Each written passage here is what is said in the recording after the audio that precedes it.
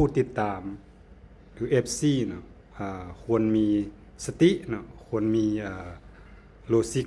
อย่างภาวะวิสัยเนาะเมื่อมีคู่บ่าวสาวหรือว่าผัวเมียเขาเจ้าผิดกันเนาะเฮาบ่ควรไปตัดสินฝ่ายใดฝ่ายหนึ่งเนาะแต่เพียงฝ่ายเดียวเนาะในทางโลจิกแล้วผัวเมียเขาเจ้ายอมแต่งงานนำกันแสดงว่าเขายอมรับจุดดีของกันและกันแล้วแม่นบ่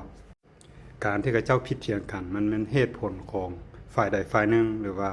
2ฝ่ายเขาเจ้าเองเนาะให้เขาเจ้าไกล่เกลี่ยกันเองเนาะแล้วก็ห้องฟ้องกันเองตามกระบวนการทางยุติธรรมเนาะเฮาบ่ได้มีส่วนได้ส่วนเสียหยังกับเขาเฮาอย่าสร้างอุปสรรคเนาะให้เฮาเองในอนาคตเพราะว่าสังคมลาวเป็นสังคมในวงแคบถ้ากวดไปแท้ๆมันจะฮู้ตัวตนของกันและ